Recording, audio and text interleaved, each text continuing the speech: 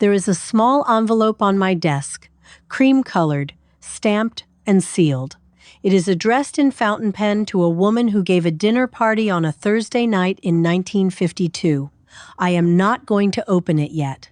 I am going to leave it right here on the desk, and we will come to it near the very end of the evening, which is where it belongs. Come in. Your coat goes here on the hall chair, and there is a glass of something on the tray.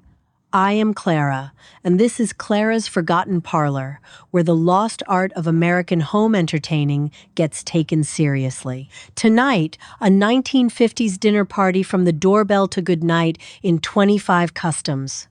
We count them down, so the smaller the number, the later the hour. 3 to wait for. Number 13 is the one thing that was never, ever on a formal dinner table, and it is sitting in your refrigerator right now. Number 2 is that envelope. And number 1 is the custom that tells you what all this work was actually for, and it is not what the magazine said. My guide tonight is the real thing, the 1950 printing of Emily Post's Etiquette, which I have read cover to cover so you do not have to. Number 25, the invitation. Post says a formal dinner invitation was written in the first or third person and rarely sent more than a week ahead. The everyday version was a short note in the second person. Her motto runs, "Dear Mrs. Steele, will you and Mr. Steele dine with us on Thursday, the 7th of January at 8 o'clock? Hoping so much to see you then." And an answer was expected, promptly in the same spirit. The less formal the evening, the looser the invitation. A buffet supper was very often simply telephoned, "Will you come to a buffet supper next Tuesday at 7:30 with please answer in place of the French letters?" A cocktail party invitation was the loosest of all. Telephoned, written on a visiting card, even telegraphed, and post notes, it was polite and thoughtful to answer, even though those seldom asked you to. Number 24, the hostess gift. And here is a surprise.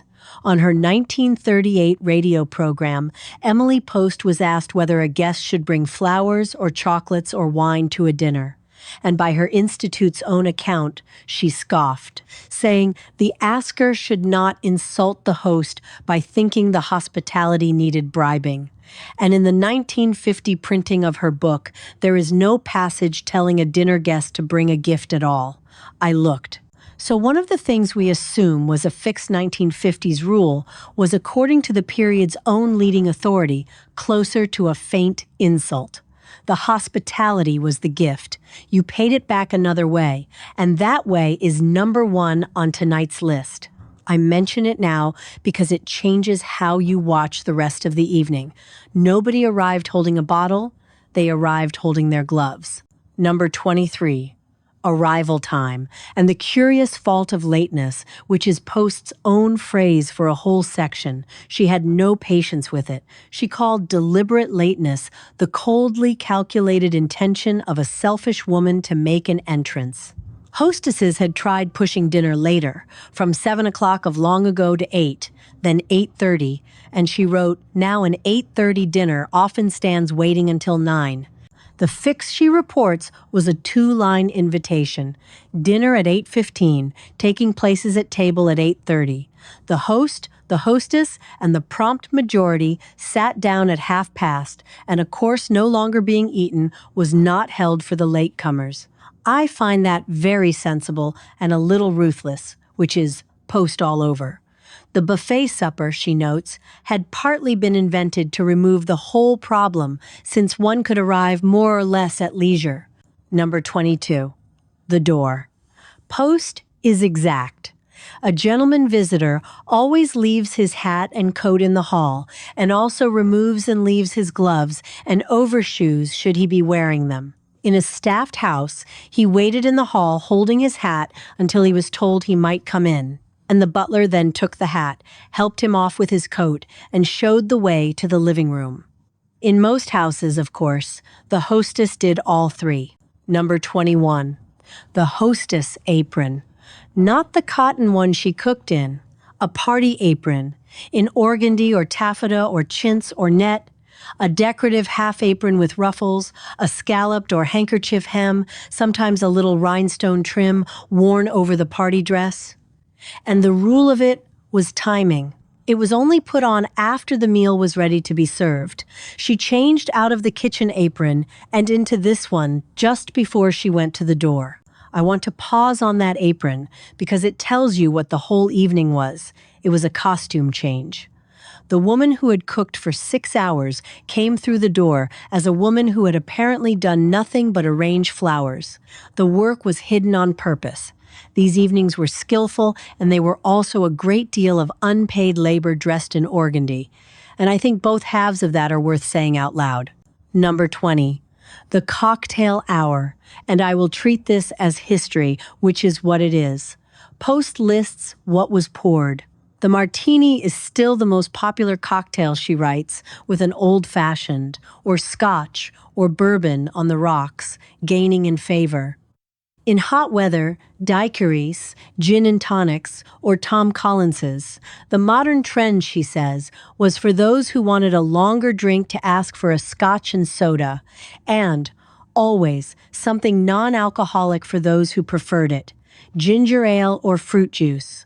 The drinks were either made in the pantry and passed on a tray by a servant, or, in most houses, mixed in the living room and handed round by the host. That was his job for the evening. Notice the structure. The hostess owned the kitchen and the table. The host owned the tray and later the carving knife. The cocktail hour was the one part of the evening where the man of the house was the one working. Number 19. A small one and a telling one. At a sit-down dinner, Post notes that whiskey was always offered to the gentleman as an alternative to wine, and a butler would ask, "Would you prefer scotch or rye, sir?" But in her formal register, the word highball was frowned upon. One said scotch and soda, or whiskey and soda. Same drink, different word. And the word told the room which kind of house you came from. Number 18. What was passed with the drinks and how little. Before a meal, Post says, it is not customary to serve a great variety of canapes. 1 or 2 varieties of appetizers on one platter are ample. A full cocktail party was another matter. Olives, tiny broiled sausages, canapes of cheese or bacon on toasted bread, shrimp on picks with a sauce. But before dinner, restraint. Because the dinner was the point. Shrimp on the table at all was new money of a kind. Food writers tie the rise of the shrimp cocktail to post-war refrigeration and shipping, which put fresh shrimp within reach, far from any coast, and it became a glamorous opener, the kind of thing the Las Vegas casinos made a signature. Betty Crocker's picture cookbook of 1950, first printing 950,000 copies at $2.95, carried the cocktail sauce. That is how a dish becomes a custom. A big book and a refrigerated truck. Number 17. The Relish Tray. A glass dish with compartments, celery sticks, carrot sticks, olives, pickles, radishes, each in its own little bay. So, in the words of a China specialist, the various pickle juices stayed separate. It traces back to the 19th century celery vase. From a time when celery was expensive and rare and was stood up on the table to be shown off. When celery got cheap, it lay down in a partitioned tray, and every sideboard had one. Number 16, the seating plan and the place cards. Post's cards were plain, about 1.5 inches high by 2 inches long, fancy ones having gone out of fashion on a formal table, and each was set on top of and in the center of the napkin. Her method for working out who sat where is lovely. Write the names on the cards first, then place them as though playing solitaire.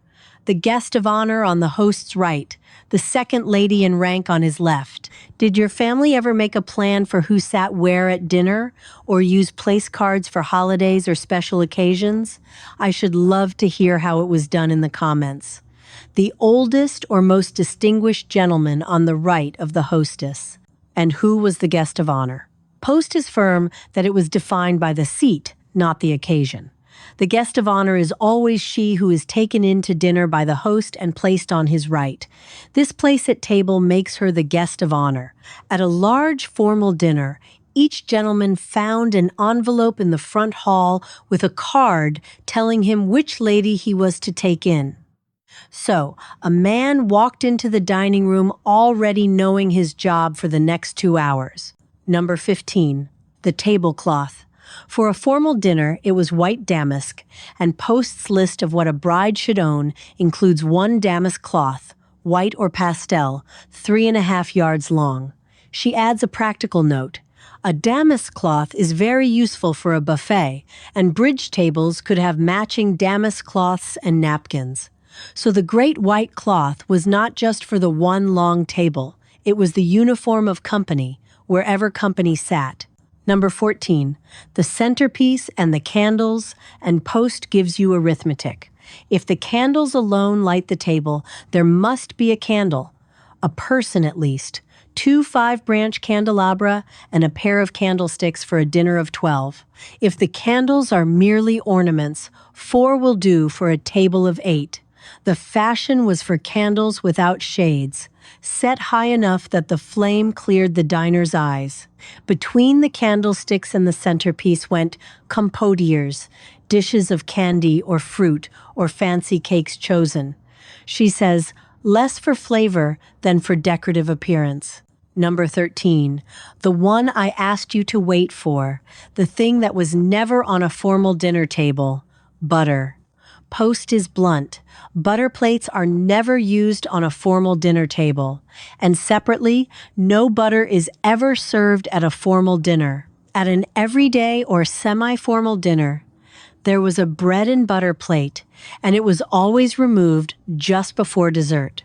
So the presence of a butter plate told you, the moment you sat down, exactly how formal the evening was going to be. And it went further than butter. Menus on fashionable tables, Post writes, never include obvious accessories, such as celery, olives, rolls, peppermints, radishes, currant jelly, chocolates, fruit, any more than they include salt and pepper or iced water. Which means our relish tray from number 17 was an informal table's pleasure. On the formal table, the things you could not do without were treated as beneath mention. That is a very particular kind of elegance, and I am not sure I miss it. Number 12. The good china and the silver. Post's advice to a bride was to make certain that you are buying from a long, established, open stock pattern, one the maker would keep making for years, so a broken plate could be matched a decade on. Her glass list ran from 6 to 12 each of water tumblers, iced tea glasses, finger bowls with matching dessert plates, and medium wine glasses. The department store registry that made all this possible had been pioneered by Marshall Fields in Chicago in 1924. Number 11, the host carves at the table. In Post's semi-formal household, Mr. Squire, as she calls him, carves at table, and Mrs. Squire pours the after-dinner coffee in the living room, and she notes his carving was slower and more complicated than fully formal service, where the cook carved in the kitchen. In her script for A House with No Maid, the hostess brings the roast to the table, puts it at her husband's place with the vegetable dishes beside it, and says, "Come in to dinner. Your husband carves the roast." And what that roast cost. A Pittsburgh Press grocery advertisement dated November 20th, 1950, lists beef roasts at 59 cents a pound, pork roasts at 33, turkey at 69, 2 loaves of bread for 27 cents, a 2-pound jar of grape jelly for 43, and tomato soup at 10 cans for $1. So a company roast was a real outlay, but not a ruinous one. What it cost most was the afternoon. We are at the middle of the evening, and this is where I stop and ask. Tell me in the comments what was on the table when your mother had company, the dish she always made, and whether the good china came out. I read every one, and the comments on this channel are the truest record of these evenings that exists anywhere. Number 10. The finger bowl. Post describes what she calls the hotel method, which she says had within the last few years become the accepted one everywhere. The fork and spoon came on a china plate for the diner, and after the dessert, the finger bowl was brought in on a plate by itself. The older private house method had put the whole dessert setup out at once. A serving table near the pantry door held the finger bowls and dessert plates in reserve until this moment. Number 9. Leaving the table. Post choreographs it. The hostess, seeing no one still eating, looks across the table and catching the eye of one of the ladies, slowly stands up. Everyone rises. The gentlemen offer their arms to their partners and conduct them back to the drawing room, where each bows to his partner and then rejoins the other men to follow the host. Nobody pushed back a chair on their own. The hostess's eye ran the room. Number 8. Coffee and who poured it.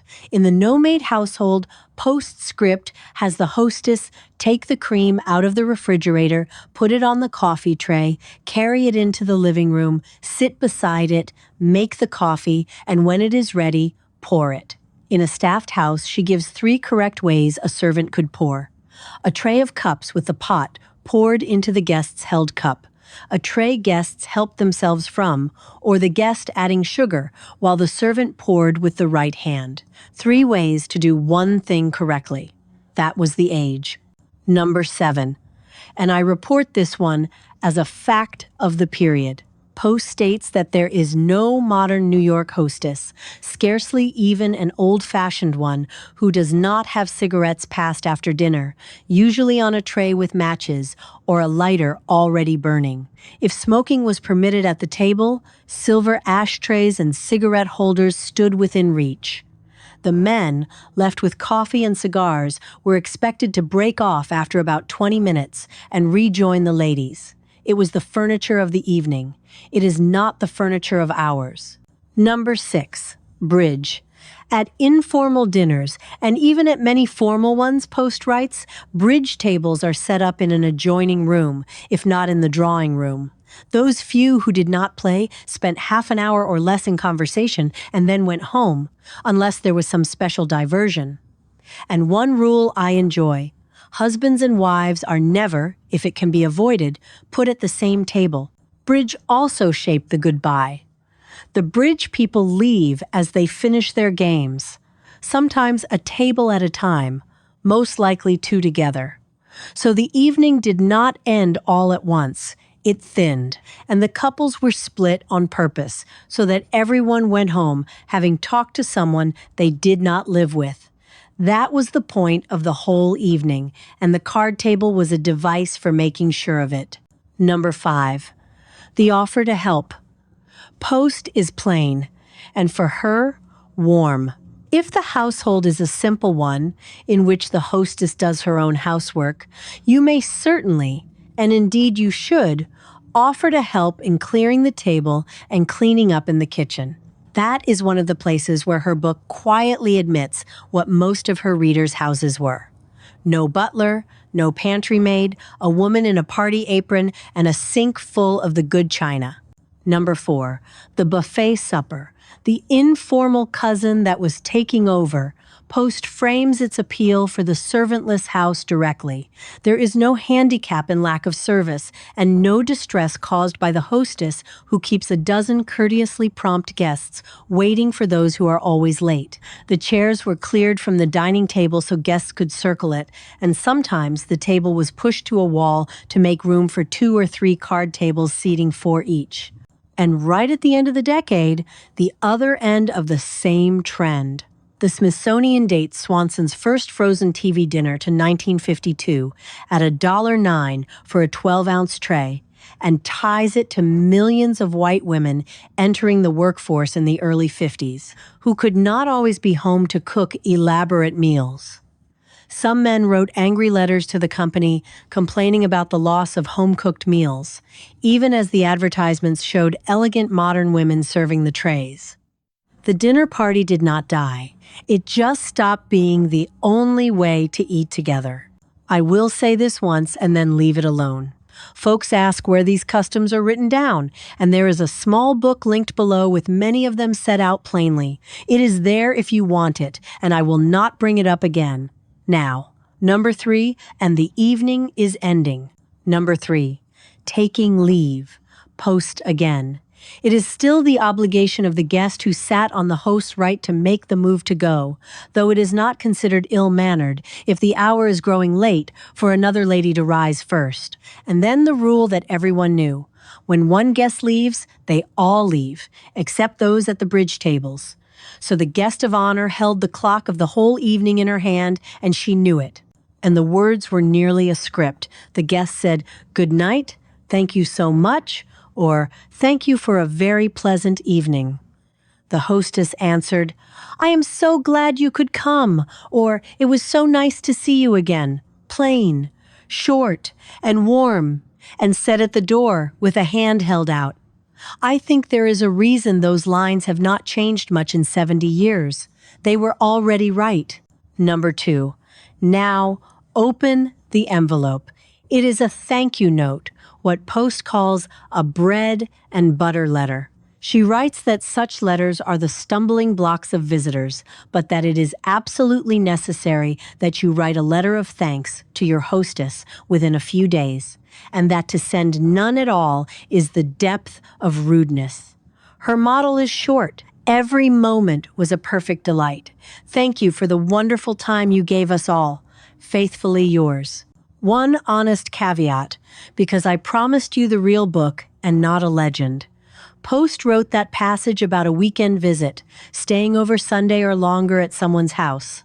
I could not find in the material I read an equally explicit line requiring a written note the morning after a single dinner. Many women wrote one anyway because it was the gracious thing, but I would rather tell you exactly what the book says than make the past tidier than it was. Number 1, the return invitation and what the whole evening was for.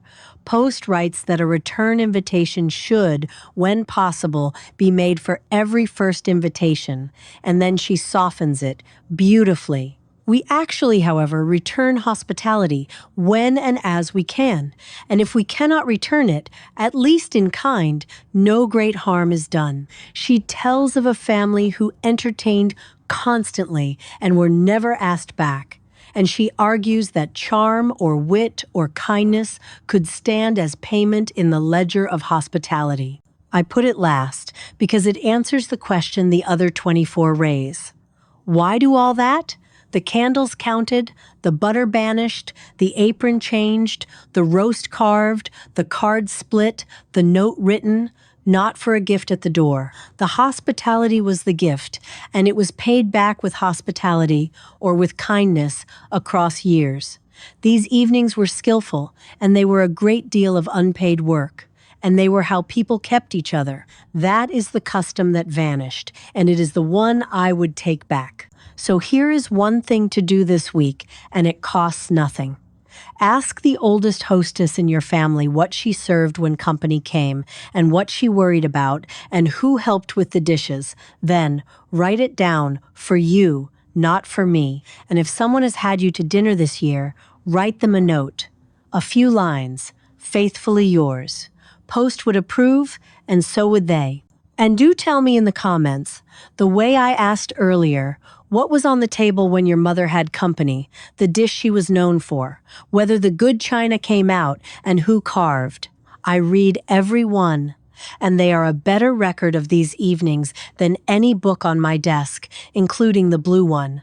The silver tray is back on the sideboard where it lives, and it will be there next time, polished and waiting. Come in again and sit a while. There is always another evening that somebody forgot, and I will have the lamp lit. Good night, and thank you so much for coming.